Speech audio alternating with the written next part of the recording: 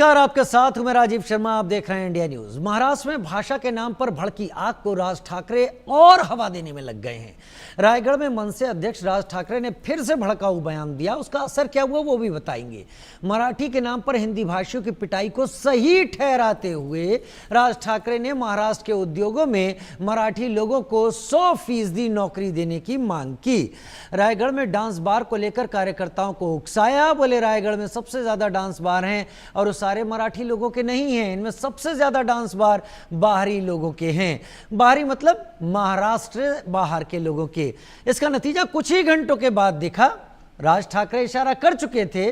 छुट्टा घूमते गुंडों ने पनवेल में आधी रात को एक नाइट राइडर्स बार में घुसकर जमकर तोड़फोड़ की और बवाल मचाया। राज ठाकरे ने फिर भड़काया। मनसे ने खूब उत्पात मचाया।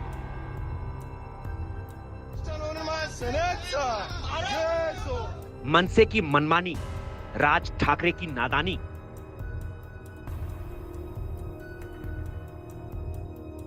मराठी के नाम पर उकसाएंगे, महाराष्ट्र में हिंसा फैलाएंगे। सियासत रहे आबाद, इसलिए कानून व्यवस्था बर्बाद।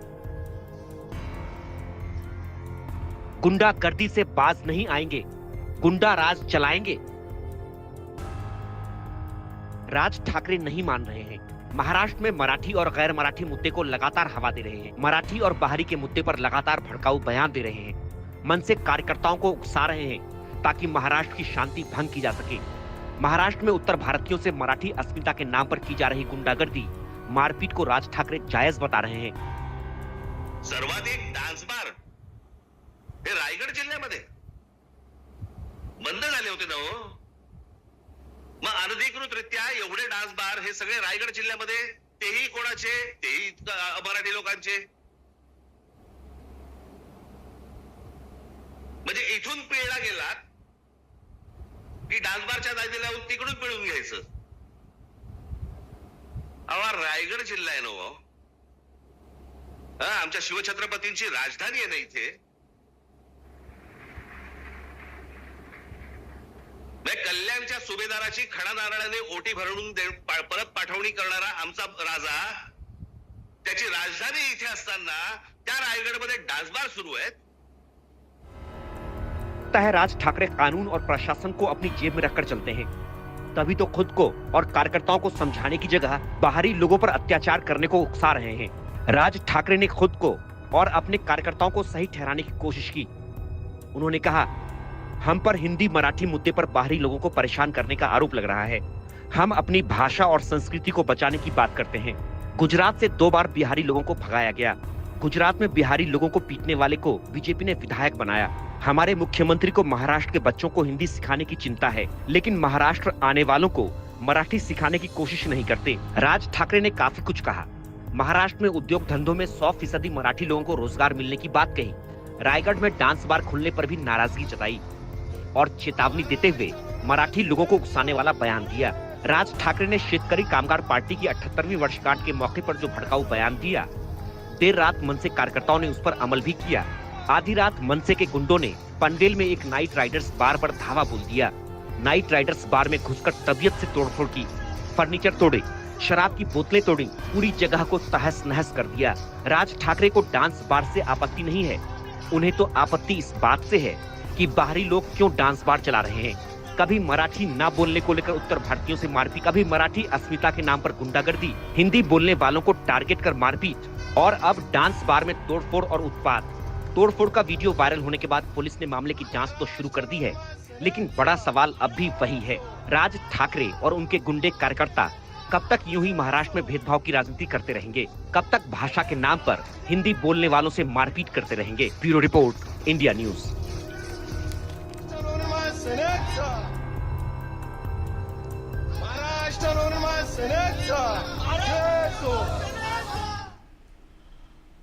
हम सीधे मेहमानों की तरफ इशारा कर लेते हैं, मेहमानों की तरफ बढ़ जाते हैं। महाराष्ट्र पर भाषा विवाद तो जारी है और इस मसले पर हमारे साथ चर्चा के लिए डॉक्टर भालचंद मुंगेकर, भूतपूर्व राज्यसभा सांसद जुड़े हुए हैं, भास्कर घोष, नेता बीजेपी जुड़े हुए हैं, सीमा मलिक, प्रवक्ता एनसीपी शरद पवार जुड़ी हुई हैं, मुफ्ती शिमोन काजमी जुड़े हुए हैं, इस्लामिक स्कॉलर दयानंद तिवारी शिक्षाविद के तौर पर मेरे साथ इस वक्त जुड़े हुए हैं। सबसे पहले मैं भास्कर घोष आपका रुख कर लेता हूं, लेकिन नहीं, उससे पहले मैं भालचंद मुंगेकर, मैं आपके पास ही आता हूं। भूतपूर्व राज्यसभा सांसद भी हैं। मराठी हिंदी मुद्दा जो अब इस हालत में पहुंच गया, हर दिन के साथ कुछ ना कुछ हो ही रहा है, क्या राय है आपकी, क्या लगता है आपको?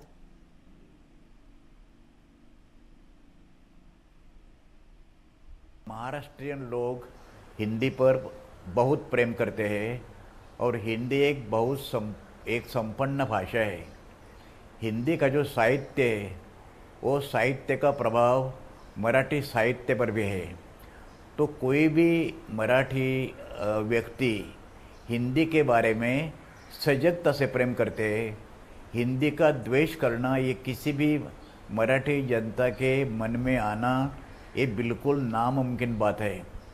सवाल ये है, महाराष्ट्र सरकार ने हिंदी पहली कक्षा से कंपलसरी किया और वो जो 3 लैंग्वेज फार्मूला जो है, उस 3 लैंग्वेज फार्मूला के तहत अभी एक मीडियम ऑफ इंस्ट्रक्शन जो है वो हर एक राज्य में उनका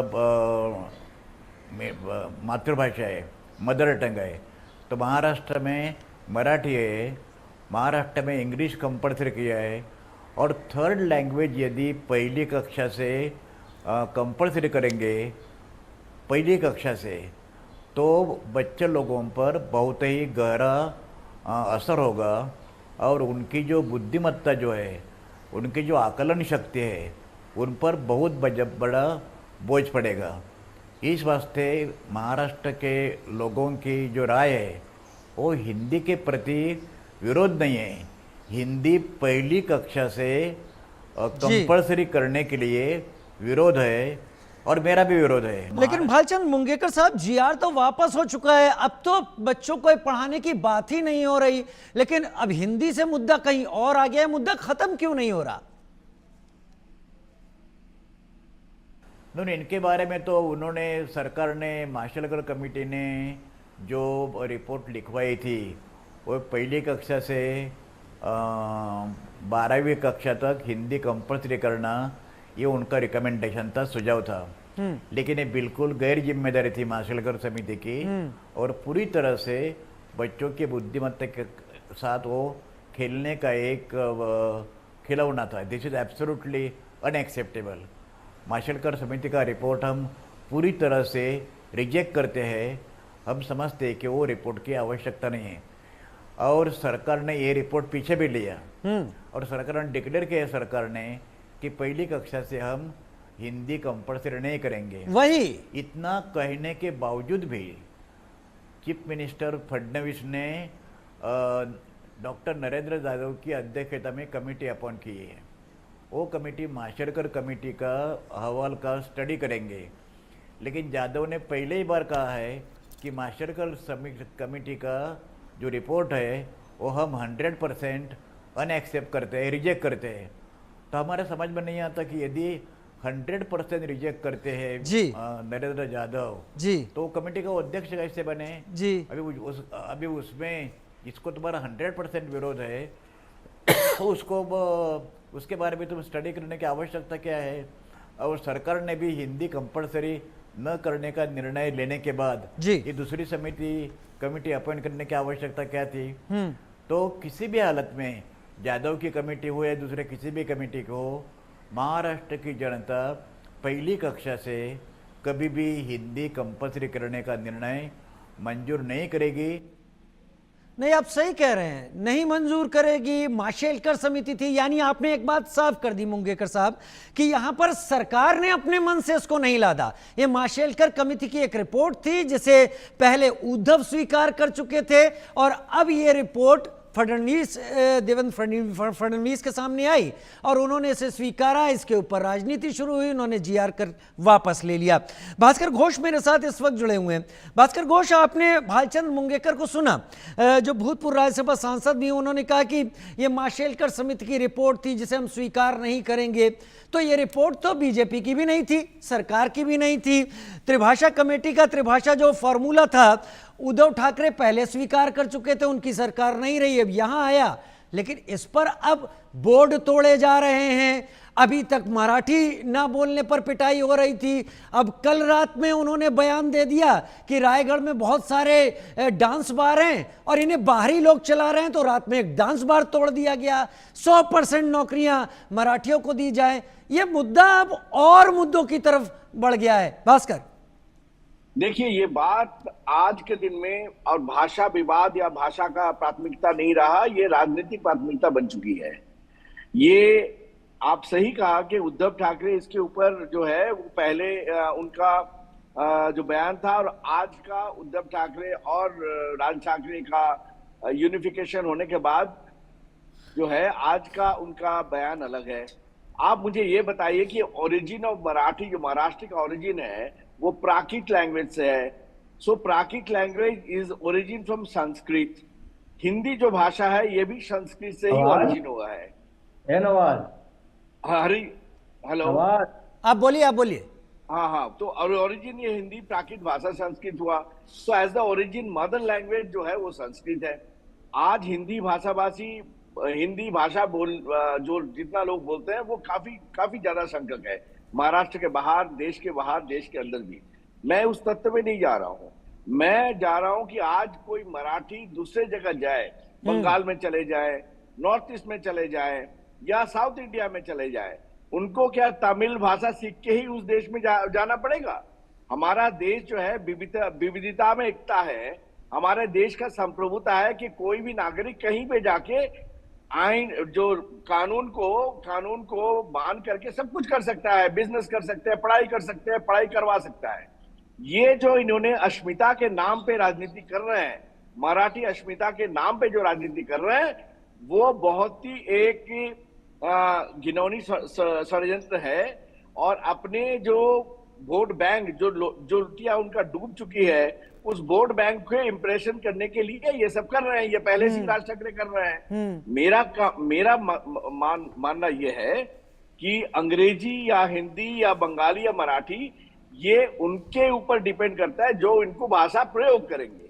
अब जो समझ में नहीं आ रहा है उसका समझाने का और तरीके हैं, लेकिन डांस बार तोड़ फोड़ करके, वहां पे गुंडागर्दी करके, वहां पे संपत्ति तोड़ करके, ये भाषा जो है ये गुंडा राज का भाषा है। और ये भाषा एमएनएस और उद्धव ठाकरे का जो ग्रुप है, ये दोनों ग्रुप अपना लुटिया जो डूब गया है उसको थोड़ा सा मतलब पानी में तैरने के लिए कर रहे हैं। मुझे जो लगता है कि इस देश विविधता में एकता की खोज करते हैं और दोनों भाषा का मदर टंग जो है, ओरिजिन जो है वो संस्कृत है। तो इसमें दरार डाल के वो मराठी का लोग, जो मराठावाड़ा या मराठी जो लोग हैं, उन्हीं का आने वाला दिन पे उन लोग जब दूसरे स्टेट में जाएंगे, चाहे बिहार जाए चाहे बंगाल जाए, उनके लिए इन्होंने एक बहुत बड़ा ये कर रहे हैं, ये पैदा कर रहे हैं, रिस्क पैदा कर रहे हैं, बहुत बड़ा रिस्क पैदा कर रहे हैं। और आपसी में एक सिचुएशन आएगा कि हिंदी मराठी बंगाल को मारेगा, बंगाल मराठी को मारेगा, बंगाल तमिल को मारेगा। शायद यही आंख जलाने का काम ये दो पार्टी कर रहे हैं। बट मराठा का जनता, महाराष्ट्र का जनता जो सबसे ज्यादा कल्चर्ड है, सबसे ज्यादा पढ़े लिखे, सबसे ज्यादा हुनर है, वो इनको सिरे से खारिज कर देगा। इसीलिए चंद लोगों, 50-100 लोगों लेकर के ये जो डांस बार तोड़फाड़ करना, इसको मारना, उसको मारना, इसका कोई असर नहीं होगा। जो सरकार महाराष्ट्र के हमारे जो सरकार चल रही है, वो सरकार सख्त से सख्त हम कहेंगे कि उसके ऊपर कार्रवाई करे, ताकि ये जो एंटी सोशल पैदा हो रहा है, एंटी सोशल लोग पैदा हो रहा है, ये अभी अगर उनको रोका ना जाए तो बाद में जाकर ये मराठावाड़ा, मराठा और मराठी लोगों के लिए बहुत बड़ा इज्जत का सवाल हो जाएगा कि इतना अच्छा cultural state, the best cultural state of India, उनके अगर ऐसा ठीक उनका है। भाषा और ये भव्यता हो तो इसका बदनाम सारा नहीं ठीक है, विश्व में छोड़ेगा। मैं समझ गया। डॉक्टर सीमा मलिक को मैं चर्चा में ले आता हूं। डॉक्टर सीमा मलिक मेरे साथ प्रवक्ता एनसीपी शरद पवार इस वक्त जुड़ी हुई हैं।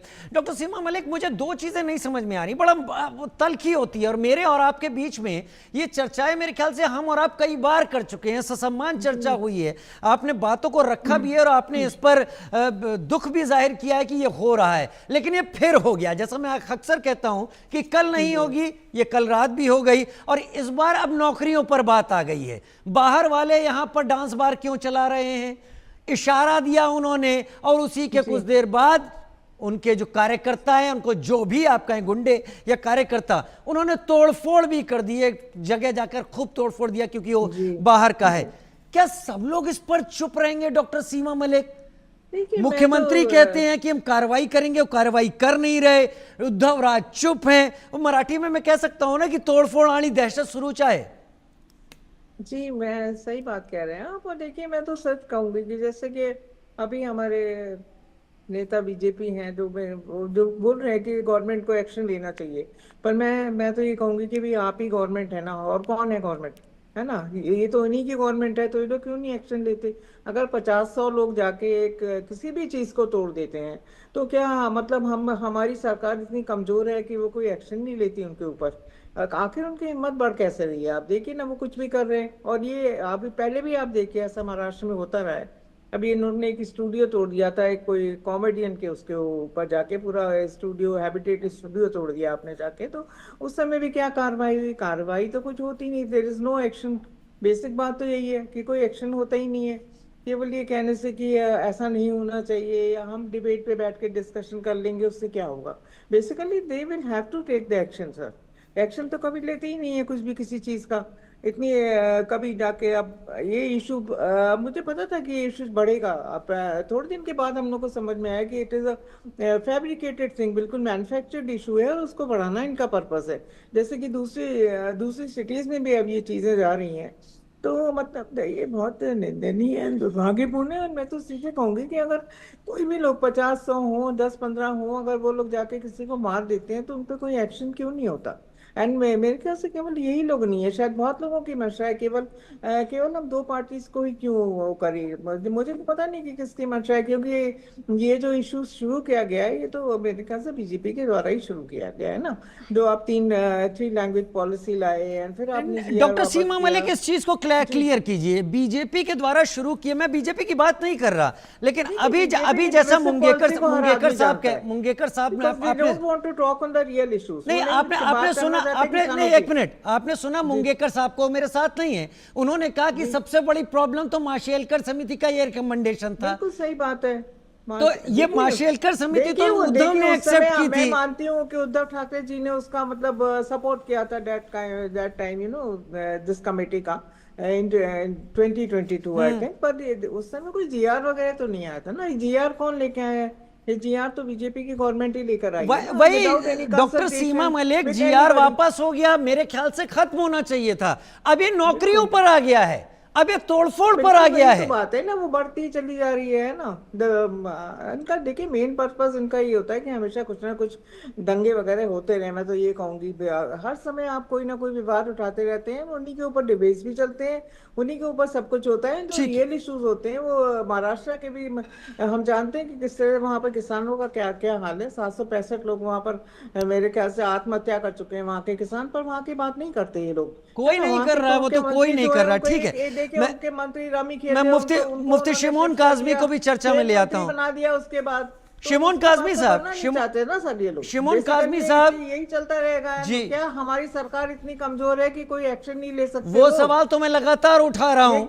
शिमोन काज़मी साहब, लगता है ऐसा लग रहा है कुछ करते हैं तो शिमोन काज़मी साहब कोई यहाँ कुछ करना नहीं चाहता है, सब चुप हैं, क्योंकि बीएमसी का चुनाव है और राज और उद्धव जो कर रहे हैं वो पोलराइजेशन की एक पॉलिसी है।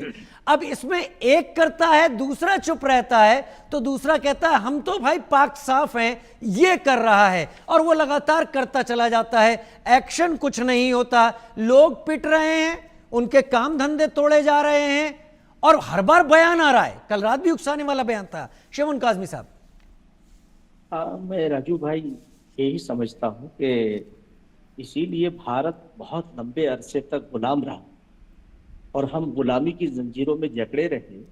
लगभग 1200 साल का हमारा इतिहास है कि हम गुलामी करते रहे और चंद एक जो लोग थे उस जमाने के अंदर वो अपने और अपने परिवार की बात करते रहे। तो आज भी ऐसा प्रतीत होता है कि आज बात इसकी होनी चाहिए कि जैसे अभी मुझसे पहले एक वक्ता ने कहा कि संस्कृत जो है उसे बढ़ावा देना चाहिए, हिंदी को बढ़ावा देना चाहिए।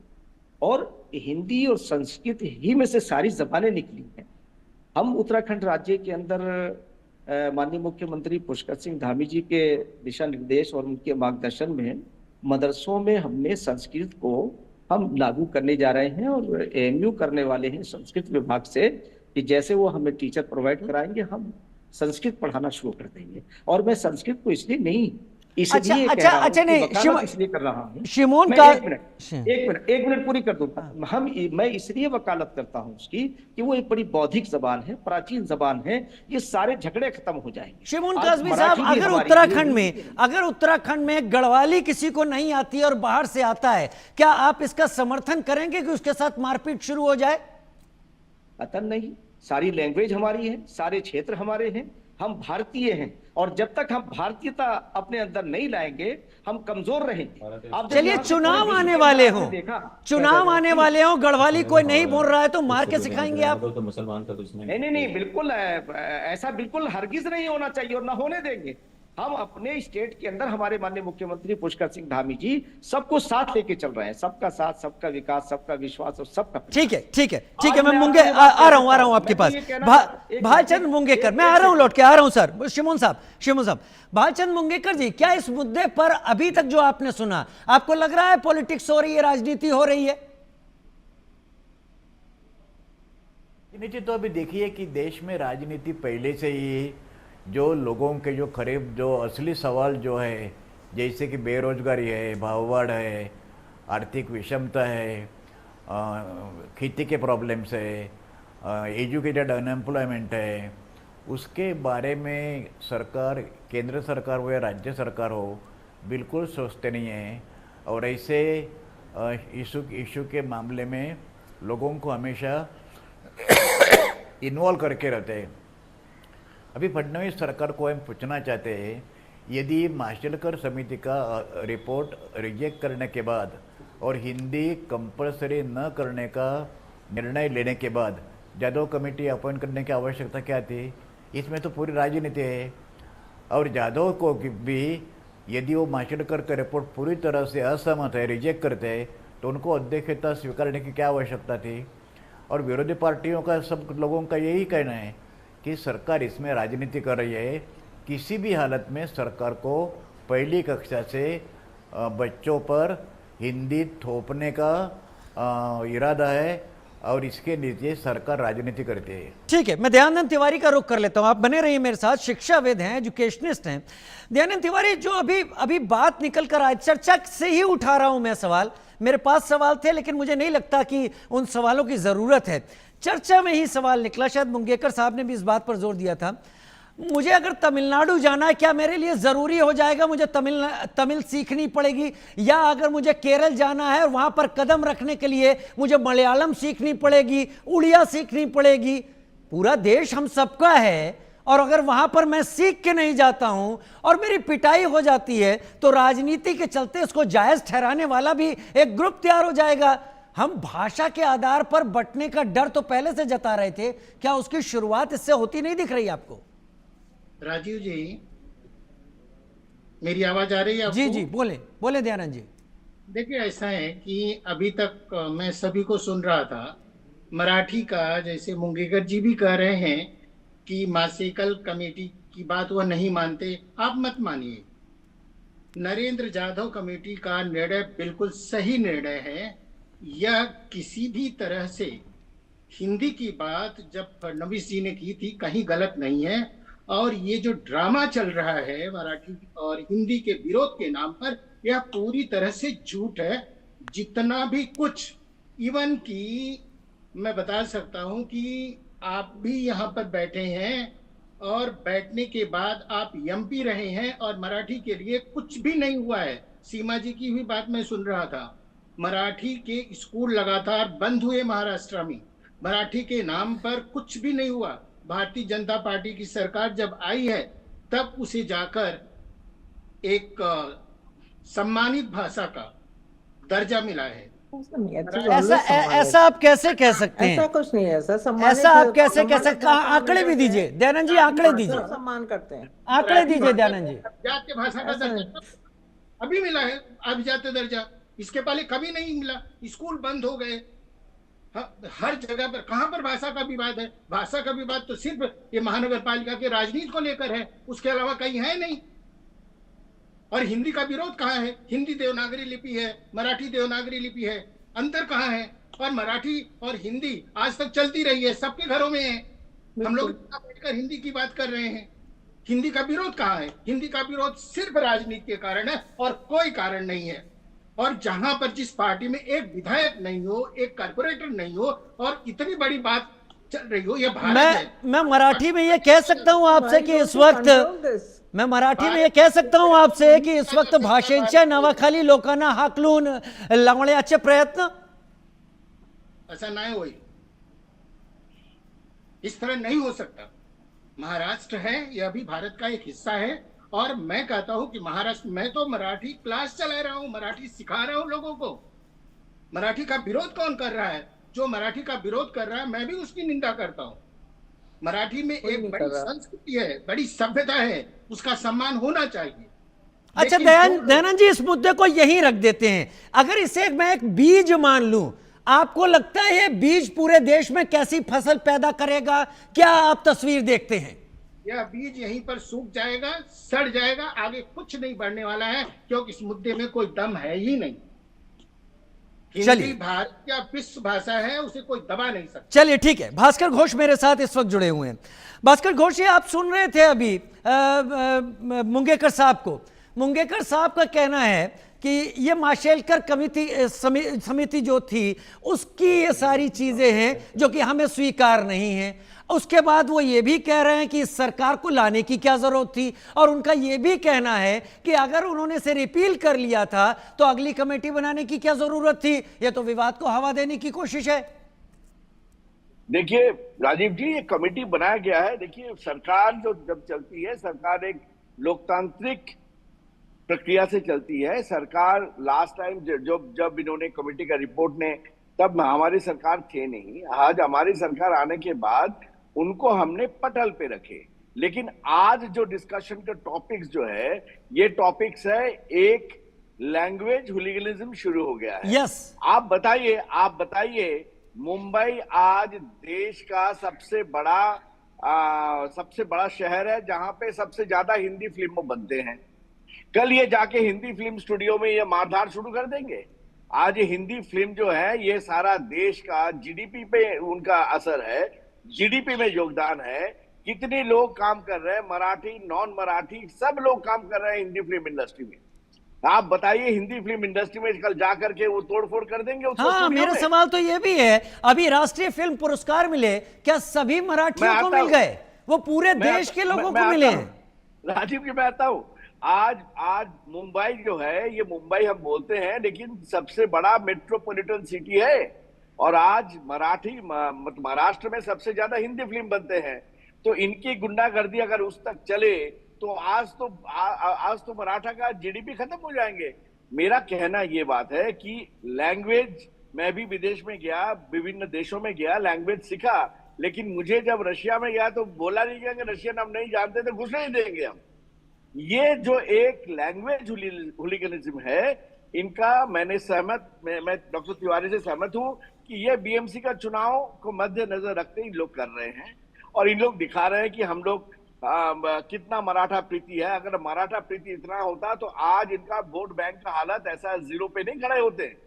ये जो एक हुलिगनिज्म, एक जो ये एक मैं कह रहा हूं कि लैंग्वेज टेररिज्म भी कह सकते हैं आप, ये जो कर रहे हैं इन लोग, ये उजागर करता है कि मराठा कल्चर जो है, जो बहुत ही वास्ट एंड बहुत ही एक रिच कल्चर है, इनके ऊपर धब्बे खुद लगा रहे हैं। ठीक है, ठीक है भास्कर घोष सर, ठीक है, आप बने रहिए मेरे साथ। मैं भालचंद मुंगेकर जी आपको एक बार फिर से लाना चाहूंगा। उद्धव ठाकरे ने जो अभी बात चल रही थी, पहले हिंदी कंपलसरी की, यह आरोप नहीं है, यह लगातार कहा जा रहा है, क्या आप इसे आरोप ही मानते हैं? ना उन्होंने वो रिपोर्ट सदन में प्रस्ताव, और वो जो रिपोर्ट जो उद्धव ठाकरे जी जब चीफ मिनिस्टर थे उसी टाइम वो रिपोर्ट सबमिट कर गया, लेकिन वो रिपोर्ट उन्होंने एडमिट नहीं किया। वो रिपोर्ट सबमिट कर गया था, लेकिन वो कैबिनेट में मेरे ख्याल से वो उसको कैबिनेट को वो एक्सेप्ट नहीं हुआ और उसका उन्होंने इम्प्लीमेंटेशन नहीं किया। जी चलिए, आपका मतलब उन्होंने इम्प्लीमेंटेशन नहीं किया, लेकिन एक प्रक्रिया होती है जो इस तरीके से आगे बढ़ती है। डॉक्टर सीमा मलिक, भास्कर घोष कह रहे हैं एक लैंग्वेज होलिगनिज्म शुरू किया गया है, इसका कोई किसी चीज से मतलब नहीं, ये तब तक के लिए है जब तक वोटिंग नहीं हो जाती बीएमसी के लिए। उनका इशारा ये है, क्या आपको भी लगता है ये बहुत गलत है?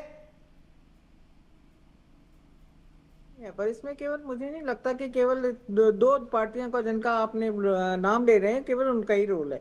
मेरे ख्याल से जो विवाद शुरू किया गया है इसमें हम इनकार नहीं कर सकते कि बीजेपी का ही रोल है। Frankly they started all this thing, है ना, वो सब बात चीजें तो बात की हैं और उसको चलाए भी जा रहे हैं। आप देखिए, है ना, आप अभी आप नो यूर सिंकिंग जी बोलिए, नहीं आप बोलिए सीमा जी, आप बोलिए।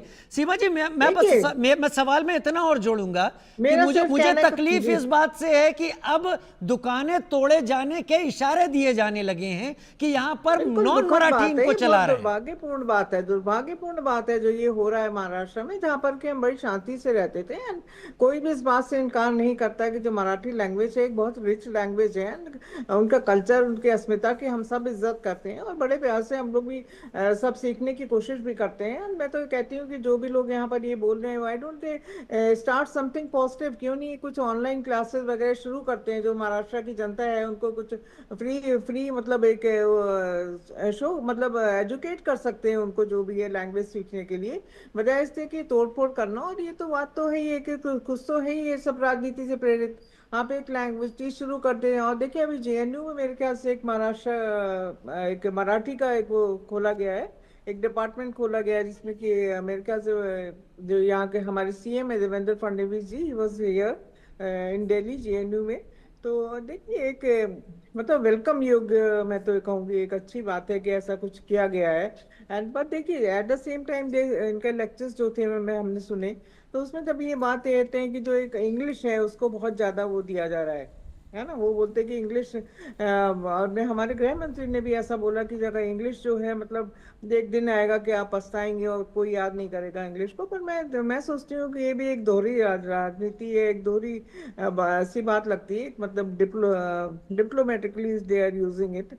ये कहना कि मतलब देखिए आप हर लोगों के आप देख लीजिए जितने भी पॉलिटिशियंस हैं या चाहे हमारे भी बच्चे हों, दे आर ऑल सभी इंग्लिश स्कूल में पढ़े होते हैं। ज्यादा पॉलिटिशियंस के बच्चे तो मैं कहती हूँ बाहर पढ़े हुए हैं। तो ये एक दोहरी सी राजनीति है ये कहना कि इंग्लिश तो नहीं आ रहा। इंग्लिश तो आनी भी चाहिए, मेरे ख्याल से इंग्लिश भी आनी चाहिए, हिंदी भी आनी चाहिए, जो थर्ड लैंग्वेज है वो भी आनी चाहिए। 22 भाषाएं हैं हमारे कंट्री में, तो वी रिस्पेक्ट ऑल, मैं तो यही कहूंगी। पर देखिए जहां तक ये जो महाराष्ट्र का इशू है, इसमें सबसे ज्यादा गलती जो है, मैं फिर भी हर बार मैं रिपीट करती हूँ, मैं फिर भी कहूंगी कि लॉ एंड ऑर्डर सिचुएशन वहाँ की खराब है। चाहे हर रोज वहां पर देखिए अभी पुणे में क्या हुआ है, नागपुर में पहले क्या हुआ, और हर रोज जब इनके लोग होते हैं, आप जाके वहां पर किसी का स्टूडियो तोड़ देते हैं, उनके मंत्री किसी को सिर्फ इसलिए पीट देते हैं कि वो खाना खराब था। वो कहते हैं कि अगर ये साउथ इंडियन लोग हैं इसलिए ऐसा काम करते हैं, अगर मेरे ख्याल से मराठी लोग होते तो ऐसा कुछ नहीं होता। इस्तेमाल सभी कर रहे हैं, मुझे लगता है आपका तो ये सब चीजें आपका इशारा यही कि इस्तेमाल सभी कर रहे हैं। हमें भी नहीं लगा था कि ये शायद एक छोटा सा इशू है, नहीं हाँ, लेकिन ये बहुत बड़ा हो गया है, अब हम सब समझ रहे हैं इशू को किस तरह से बढ़ाया जा रहा है। शिमोन काज़मी साहब, ये जो भी कुछ हो रहा है वो हम देख रहे हैं। क्या हम लोग एक स्पेक्टेटर की तरह बने हुए हैं कि रोज एक फिल्म रिलीज हो रही है राज ठाकरे के भाषण के बाद, वो हम लोग देख लेते हैं और अगले दिन का इंतजार करने लगते हैं? क्या जैसा डॉक्टर सीमा मलिक कह रही हैं कि जो कर रहा है वो तो कर ही रहा है, दिख रहा है, लेकिन जिसको उसको सही जगह पहुंचाना है यानी लॉ एंड ऑर्डर, वो खामोश है? क्या वो भी यहां पर देख रहा है कि फायदा किसका है, कहां पर कितना उठाना है? नहीं, ऐसा नहीं है। सरकार अपना काम कर रही है और सिस्टम अपना काम करता रहता है। और वो एक दिन इस तरह के लोग पकड़ में आ जाएंगे, और जब ये पकड़ में आ जाएंगे, सबसे पहली चीज ये होनी चाहिए कि पब्लिकली सपोर्ट खत्म होनी चाहिए। जैसा आपने अभी हमारे एक लीडर, जो भाजपा के लीडर थे, वो कह रहे थे कि अब इनकी जमीन खत्म होती जा रही है। और जैसे ही ये इलेक्शन में, अब ये जो लोकल इलेक्शन, जो नगर पालिका का महानगर पालिका का इलेक्शन है, तो उसमें हर आदमी जो है इस तरह की कोशिश कर रहा। मैं समझता हूं कि देश को आगे रखना चाहिए। और जैसे देश के प्रधानमंत्री श्री नरेंद्र मोदी जी सबका साथ, सबका विकास, सबके विश्वास को आगे लेके चल रहे हैं, तो सरकार, जो स्थानीय सरकार है, वो, मैं ये समझता हूं कि वो कार्रवाई करेगी और करनी चाहिए। और कार्रवाई अगर नहीं होगी, देर होगी, तो पहले तो ये भी जरूरी है कि इन्हें पता चल जाए कि पब्लिक में आपकी कितनी पकड़ है। मैं समझता हूं कि बहुत दिन तक इस तरह के नारों को नहीं वो करना चाहिए। भाई, मराठी भी हमारी अपनी जबान है, और हिंदी तो पूरी मातृभाषा हमारी है, जो पूरे देश को जोड़ने की वो रखती है। और मैं तो ये कह रहा हूं आपसे कि संस्कृत आप को बढ़ावा भारत में देना कहाँ चाहिए। कहाँ गए हैं शिमोन काज़मी साहब? मैं तो लगभग भारत के हर हिस्से ही में गया हूँ लगभग। और क्योंकि आपको मालूम है कि मेरी बैकग्राउंड ये थी, जब हमारा आंदोलन चल रहा था, अन्ना हजारे के आंदोलन के मैं प्रमुख लोगों में से, उसके तो आप तब महाराष्ट्र भी गए होंगे? महाराष्ट्र तो हम आते ही रहते हैं। तो महाराष्ट्र में तब क्या देखा और आज जो देख रहे हैं, क्या लगता है आपको? नहीं, आज भी महाराष्ट्र अपनी जगह पे, वहां के लोग बहुत सौम्य हैं, बहुत अच्छे हैं। और मैं समझता हूं कि वो अपनी सभ्यता को कायम रखेंगे। ये लोग, इलेक्शन होगा, बात खत्म हो जाएगी। ठीक है, इलेक्शन होगा, बात खत्म हो जाएगी। दयानंद तिवारी जी, कहना चाहूंगा, हाँ, मैं तो ये कहना चाहूंगा कि महाराष्ट्र के लोगों को ये देखना चाहिए कि हम तो वसुधैव कुटुंबकम की बात करने वाले लोग हैं। पूरे विश्व को एक संस्कृति देने वाले लोग हैं। और अगर आज हम, तो मैंने जो पहले कहा था कि हम 1200 साल से जो गुलाम रहे, आज हम भारतीय, जब तक हम भारतीयता अपने अंदर पैदा नहीं करेंगे तो कैसे काम चलेगा? बड़ा डर लगता है वाकई। दयानंद तिवारी जी, इसी से जुड़ा हुआ सवाल आपके सामने। भारत को तोड़ने वाली जो शक्तियां हैं, पिछले कई दिनों से इस बात को लेकर भी मंथन कर रही हैं। अलग अलग अंतर्राष्ट्रीय एक्सपर्ट इस बारे में लिखते हैं, ज्यादा नहीं लिखते, कॉलम में लिखते हैं, एक पैरा में भले लिख देंगे कि भारत को तोड़ने के सबसे अच्छे तरीकों में भारत को उसकी विविधता के लेकर एक कंफ्यूजन क्रिएट कर रहे हैं। जिसमें सबसे पहला, भाषा को लेकर एक दूरी बनाने की कोशिश करना। क्या यह संकेत देता है कि अगर ये चीज हुई तो भारत को तोड़ने के लिए कोई और प्रयास नहीं करना होगा, हम भाषा पर ही अलग हो जाएंगे? राजीव जी, मैं ये बताऊं कि भारत की एकता और अखंडता ही भाषाई आधार है। राज ठाकरे के करने से, उद्धव ठाकरे के करने से देश बदलने वाला नहीं है, राज्य अलग होने वाला नहीं है। यह देश, इस देश की भाषा, इस देश की संस्कृति, इस देश की सनातन संस्कृति ऐसी संस्कृति है जिसे कोई तोड़ नहीं सकता। और ये जो कर रहे हैं, इसका कोई असर नहीं होने वाला है। और कम से कम भारतवर्ष में जब तक मोदी जी का राज्य है, और मैं ये कह सकता हूं कि महाराष्ट्र में जब तक देवेंद्र फडणवीस का राज्य है, कुछ नहीं होगा। जितना भी लोगों ने मराठी के नाम पर गुंडागर्दी की है, सब पर 10-10 केस हुए हैं, वो बाहर नहीं आने वाले हैं। आप देखेंगे, अगर एक बार एक ने गुंडागर्दी की, दूसरी बार वो दिखाई नहीं देता, दिखाई देगा भी नहीं। इस तरह से यहाँ का शासन प्रशासन बिल्कुल अच्छे से चल रहा है। भारत की एकता और अखंडता पूरी तरह से सुरक्षित है। यहाँ के जो विकृत मानसिकता के लोग हैं, भारत को जो तोड़ना चाहते हैं, उनका कुछ भी नहीं चलने वाला है। कम से कम जब तक मोदी जी का राज्य है, भारतीय जनता पार्टी की जब तक सरकार है, तब तक इस देश की एकता और अखंडता निश्चित है। और जो यहाँ पर भाषा के नाम पर चल रहा है, भाषा के नाम पर, आपकी सोच का कायल हूं कि आप कह रहे हैं जब तक मोदी जी का या बीजेपी का वहां राज है, तब तक एकता अखंडता सुनिश्चित है। मुझे एक सवाल भी आता है मेरे दिमाग में, फिर सरकार कार्रवाई क्यों नहीं करती है? 10 सेकंड डॉक्टर सीमा मलिक, जरा बोलिए। नहीं, डॉक्टर सीमा मलिक, समय कम है, जल्दी डॉक्टर सीमा मलिक। राज है किसका यहाँ पर, जो इतनी चीजें हो रही हैं? हाँ, तो उसमें राज है किसका? वही चीज मैं रखना चाहता था। कंट्रोल करना फिर क्यों नहीं? खैर, मैं मुंगेकर जी से एक सवाल ले लूं।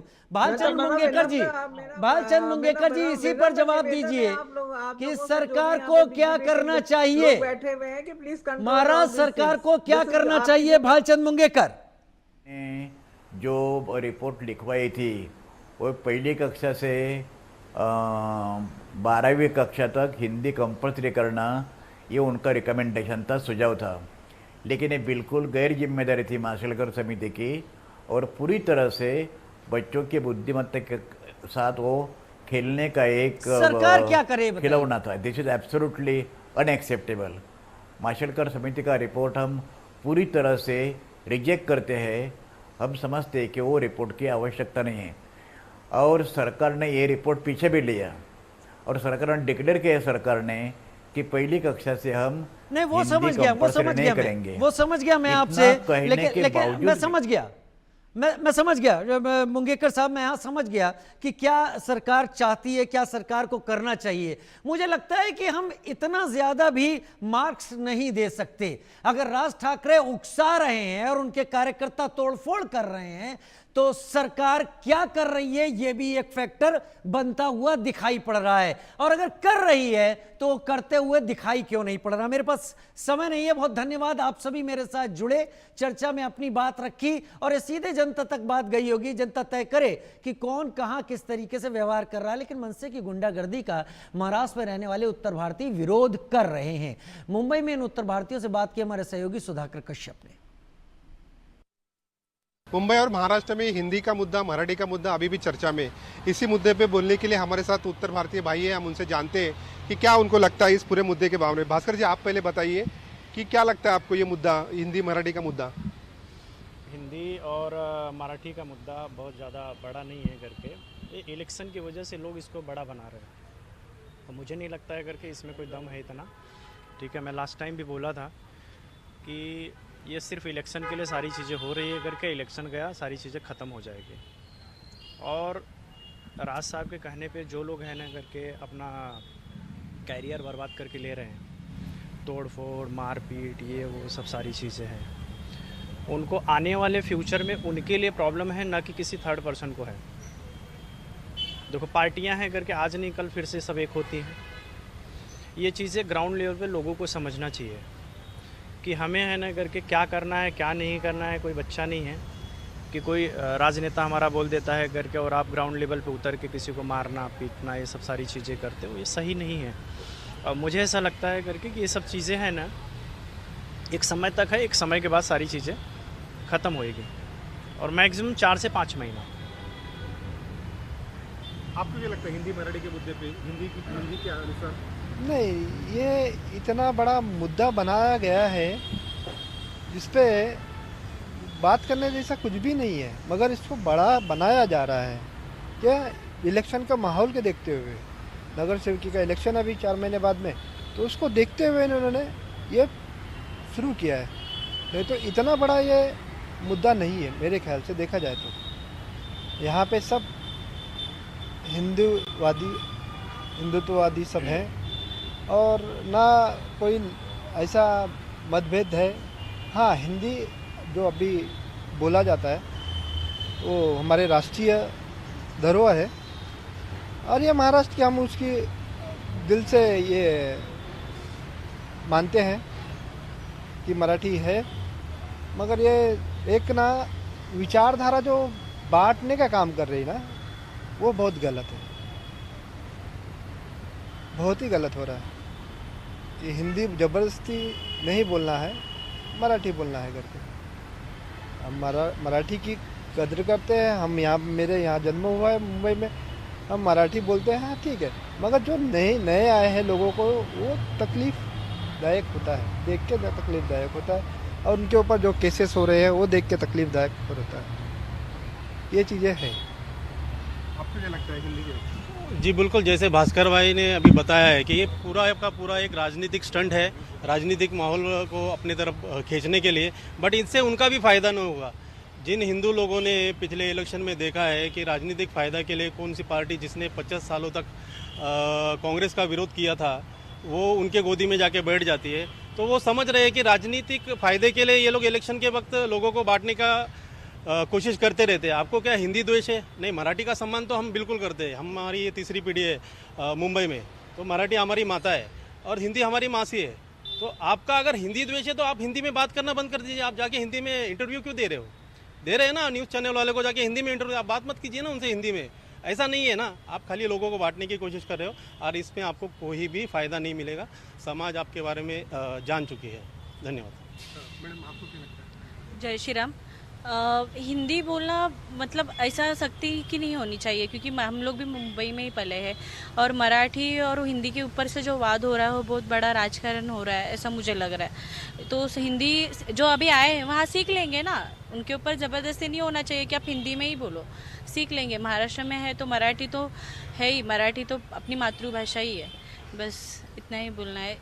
सर आप क्या बताइए? मैं यही बोलता हूँ कि सब लोग जितने हिंदूवादी हैं सबको एक रहना चाहिए और हिंदी और मराठी के ऊपर कभी भी विवाद नहीं होना चाहिए और सबको मिल करके राज साहब ठाकरे को यही बोल रहा हूँ मैं कि साहब सबको मिला के चलो, सब आपको वोट देंगे, पता नहीं कौन किधर जाएगा, ऐसा कोई किसी का नहीं होता है, लेकिन आप अच्छे रखिए, सभी हिंदू सनातन को एक मिला के रखिए, आपको भी वोट मिलेगा, समय आएगा। तो ये सब बीएमसी चुनाव के लिए हो रहा है, जैसे ही बीएमसी चुनाव खत्म होगा ये मैटर सब समाप्त हो जाएगा। जो मारपीट हो रही है उसके बारे में क्या? मारपीट वो गलत हो रहा है, मारपीट नहीं होना चाहिए और मैं यही बोलता हूँ कि जिसको मार रहे हैं वो भी हिंदू है, ऐसा नहीं होना चाहिए हिंदुओं के साथ। ये सब मिल करके सनातन धर्म को एक लेकर के चलो। राज ठाकरे तो कट्टर हिंदूवादी बनते थे ना साहब, उनको अच्छा रहना चाहिए और सबको मिला के रहना चाहिए। और हिंदू जितने हैं उनके सब उनके ही हैं और हिंदू किधर कब वोट देगा, मनसे को भी वोट देते हैं भैया लोग, ऐसा नहीं है, भैया लोग उनके साथ में हैं। तो ऐसा नहीं होना चाहिए, सबको मिला करके। और मराठी का पहला प्राथमिकता होनी चाहिए, जो भी आया है उसको मराठी की जानकारी होनी ही चाहिए। ये नहीं कि हम आए हैं हम मराठी नहीं सीखेंगे, ये भी नहीं बोलना चाहिए। मराठी सीखना अनिवार्य है और पहला हमारा प्राथमिकता रहता है कि मैं मराठी को सम्मान दूँ, ऐसा मेरा वक्तव्य है। आपको क्या लगता है मारपीट के बारे में बताइए? बहुत गलत हुआ है वो, एक्चुअली सब हिंदुत्ववादी ही है तो होना नहीं चाहिए, वो सब रुकाना चाहिए एक्चुअली। और राज ठाकरे जी हम लोग उनके साथ ही है, लेकिन उन्होंने जो भी किया है वो गलत, क्योंकि एक हिंदू से ही लड़ रहा है, वो बहुत गलत हो रहा है, वो सब रुकाना चाहिए। और हिंदू और मराठी के लिए इतना बड़ा तो राजकारण होना बहुत गलत है, बस उतना ही। आप क्या मारपीट के बारे में? अभी ये मारपीट का एक मैंने कल ही क्लिप देखा था कि कुछ गढ़ किलों पे कुछ पर्यटक आए थे, वो भी लोकल नहीं पर्यटक आए थे, तो उनके पास कुछ सामग्री थी जो वो यूज़ नहीं कर रहे थे, वो सामग्री उनसे छीन ली गई, उनसे मराठी भाषा में बात करने के लिए ज़बरदस्ती किया जा रहा था। तो ये कहाँ तक ठीक है? आप पर्यटक को भी आप चाहते हो कि वो मराठी सीख के महाराष्ट्र में आए, ये कौन सा मेहमान नवाजी, ये कौन सी भारतीय संस्कृति है? ये सब गलत हो रहा है, ये सब रुकना चाहिए और राज ठाकरे जी को ये सब चीज़ें समझना चाहिए और इस पर सही निर्णय लेके अपने पार्टी वाले लोगों को समझाना चाहिए इन चीज़ों के बारे में। मारपीट के बारे में देखो, मारपीट को लेके मुझे यही कहना है कि अगर मारपीट आपको करना है, ठीक है, तो आप सबसे पहले है ना मुद्दा उठाते हो करके कि मुझे है ना करके मस्जिदों से भोंगा उतरवाना है। तो मुझे ऐसा लगता है करके कि आप है सबसे पहले हिंदुत्व की बात कर रहे थे, आप जिस फैमिली से बिलोंग करते हो करके वो कट्टर हिंदू फैमिली से आप बिलोंग करते हो, ठीक है। तो मुझे ऐसा लगता है कि सबसे पहले आप हिंदुत्व की बात करो, सनातनियों की बात करो, ठीक है। आप हिंदुओं को तोड़ने का काम मत करो, जोड़ने का काम करो, जिससे हम सबका भला होने वाला है, सारे हिंदुओं का भला होने वाला है करके, भारत का भला होने वाला है करके। जिस एजेंडे पे शिवसेना की नींव रखी गई थी, जो इनके चाचा हैं हमारे आदरणीय बाला साहब ठाकरे जी, ठीक है, आप उनके भतीजे हो, आपको तो ऐसा काम करना चाहिए करके कि आपको पूरा विश्व जाने। आज आदरणीय बाला साहब ठाकरे जी का पूरा वर्ल्ड सम्मान करता है, हर कट्टर हिंदू सम्मान करता है करके, आप उस मुद्दे पे आओ ना करके, विकास के मुद्दे पे आप आओ ना। मैं बोलता हूँ करके आप मराठी बोलने के लिए बोल रहे हो, अच्छी बात है, हम सब मराठियों का सम्मान करते हैं, मराठी भाषा का सम्मान करते हैं, कोई ऐसा बोल नहीं रहा है करके कि हमें मराठी नहीं बोलना है, ठीक है। मैडम जैसे बोली करके जो आएगा यहाँ पे धीरे धीरे सीखेगा, ठीक है, और जो नहीं सीखा है आज नहीं कल सीख लेगा करके। तो आप है ना करके उनसे रिक्वेस्ट करो कि भाई महाराष्ट्र में हो करके मराठी आप सीखो। और हर कोई चाहता है करके कि यहाँ पे लोकल भाषा है मराठी, तो मुझे मराठी सीखनी चाहिए और बोलना चाहिए करके। तो मारपीट ये कोई है ना करके सल्यूशन नहीं इसका कि आप मारपीट के लोगों को बोलोगे करके कि आप है ना मराठी सीखो। इससे क्या हो रहा है करके जो हिंदू है ना सनातनी, वो टूट रहे हैं। आप तोड़ने का काम मत करो, आप जोड़ने का काम करो लोगों को, ठीक है। मुझे ऐसा लगता है कि सनातनी जो है ना, अभी जो माहौल चल रहा है पूरे विश्व में, हिंदू मुस्लिम हो गया, हिंदू क्रिश्चियन हो गया करके, सब अपने धर्म को अपने मजहब को आगे बढ़ा रहे हैं, कोई तोड़ने का काम नहीं कर रहा। आप उसको तोड़ने का काम क्यों कर रहे हो? इससे कहीं ना कहीं है ना करके हिंदू डैमेज हो रहा है, और आप हिंदू को डैमेज करके आप भारत को डैमेज कर रहे हो, सनातन धर्म को डैमेज कर रहे हो, न कि आप जोड़ने का काम कर रहे हो। कहीं ना कहीं आपसे लोग हैं ना इस चीज़ को लेके, इस मुद्दे पे लेके आपसे नाराज़ है। मराठी भी नाराज़ है, ऐसा नहीं करके। मराठी क्या बोल रहे हैं करके, आप मराठी के हित में कुछ काम करो, कुछ ऐसी योजना लाओ, कुछ ऐसी चीज़ें लाओ जिससे है ना मराठी युवा हैं करके उनको रोज़गार मिले, मराठी लोग जो बेरोज़गार इधर उधर घूम रहे हैं करके उनको रोज़गार मिले, नौकरी मिले, बिजनेस मिले। कुछ ऐसे मुद्दे लाओ तो उस पर आपका हर कोई समर्थन करेगा। आप बोल रहे हो करके कि आप मराठी नहीं बोल रहे हो करके आपको हम मारेंगे, इससे किसका भला होने वाला है आप बताइए ना मुझे। जो भी बाहर से आए वो लोग हैं, व्यापारी हैं, बिजनेसमैन बड़े बड़े हैं, अंबानी हो गए, अदानी हो गए, रतन टाटा हो गए, बिरला हो गए करके, वो मराठी में बात करते हैं क्या? उनका सुना कभी किसी मराठी में बात करते हुए करके? आप उनको मारने जाते हो क्या? आप बॉलीवुड में सारे के सारे बॉलीवुड में ना करके सब हिंदी में बात करते हैं, कोई मराठी में बात करता है क्या? आप उनको मारने जा रहे हो क्या? नहीं मारने जा रहे हो करके। आप गरीब कमज़ोर लोग जो हैं करके उनको आप टारगेट बना रहे हो करके, और टारगेट बना के आप है ना करके बस अपना उल्लू सीधा कर रहे हो और कुछ नहीं। तो मुझे ऐसा लगता है करके कि आप मराठियों के विकास की बात करो, लोगों के विकास की बात करो, महाराष्ट्र का विकास कैसे होगा करके वो सब सारी चीज़ें करो। एक तब हमारे फडणवीस साहब हैं करके वो विकास की बातें कर रहे हैं, ठीक है, कि हमें महाराष्ट्र को एक लेवल पे लेके जाना है करके। यहाँ पे इन्वेस्टर, बड़े बड़े इन्वेस्टर बाहर से लेके आएंगे, वो यहाँ इन्वेस्टमेंट करेंगे, रोज़गार यहाँ पे क्रिएट होगा। आप ऐसा करोगे तो जो बड़े बड़े इन्वेस्टर हैं करके वो आपके यहाँ पे आएंगे क्या? बोलेंगे हम महाराष्ट्र में जाएंगे, वहाँ पे मराठी नहीं आएगी करके, लोग मारेंगे पीटेंगे करके। हमारा वहाँ पे हमने चलो बहुत इंडस्ट्रियल वहाँ पे हमने खड़ा किया, कोई मैं कंपनी फैक्ट्री डाला करके, तो वहाँ पे जो काम करने वाले लोग हैं वो सिर्फ महाराष्ट्र के लोग तो नहीं है ना, वो हर प्रांत से लोग आते हैं। तो वो आएंगे नहीं तो उनका जो इन्वेस्टमेंट है करके वो फ्लॉप होगा कहीं ना कहीं। तो इसमें लॉस किसका है? महाराष्ट्र का लॉस है, मराठी लोगों का लॉस है। जब यहाँ पे इन्वेस्टर रहेंगे नहीं, कंपनियाँ फैक्ट्रियाँ रहेगी नहीं करके, तो आप रोज़गार कहाँ से पैदा करोगे? तो इसमें कहीं ना कहीं आप मराठी लोगों का नुकसान कर रहे हो, मराठी के नहीं सबका ही नुकसान कर रहे हो आप। यहाँ पे हम लोग हैं आज इतने ज़माने से यहाँ पे पढ़े हैं करके, तो हम कहीं जाने वाले नहीं, हम यहीं रहने वाले, तो हमारा भी तो नुकसान है ना कहीं ना कहीं। हमें अपना जो भी है करके, हमारी ये कर्म भूमि है, हमारी मातृभूमि है करके, वहाँ हम नहीं जाते, हम यहीं रह रहे हैं करके। हम पले बड़े, हमारे बच्चे यहाँ पे पढ़ रहे हैं, लिख रहे हैं, हम यहाँ पे बिज़नेस कर रहे हैं, व्यापार कर रहे हैं, नौकरी, हम भी तो रोज़गार कहीं ना कहीं पैदा कर रहे हैं ना। तो मुझे ऐसा लगता है करके रोज़गार के मुद्दे पे आपको बात करना चाहिए, न कि हिंदी और मराठी के मुद्दे पे आपको बात करना चाहिए। और आप प्रायोरिटी दे रहे हो करके इंग्लिश को, जो इंग्लिश है ना करके विदेशी लाए थे, आप उसको नहीं मना कर रहे हो करके कि आप इंग्लिश में बात मत करो, इंग्लिश में लिखो मत करके, उससे आपको कोई परहेज़ नहीं है। सिर्फ आपको हिंदी से परहेज़ है, जो 90% लोग भारत के अंदर हिंदी में बात करते हैं। मुझे नहीं लगता है करके इंग्लिश में 20-30% भी लोग बात करते होंगे भारत में। आप उसको लेके कोई ऑब्जेक्शन आपको नहीं है, आपको हिंदी को लेकर ऑब्जेक्शन, जो 90% लोग हिंदी में बात करते हैं एक दूसरे से। मराठी लोगों को क्या हिंदी नहीं आती है? आती है। रूरल में रेयर केस में कोई ऐसा बंदा होगा जिसको मराठी न आती हो, वो भी सीख रहे हैं। Sudhakar Kashyap, India News, Mumbai. मुंबई और महाराष्ट्र में उत्तर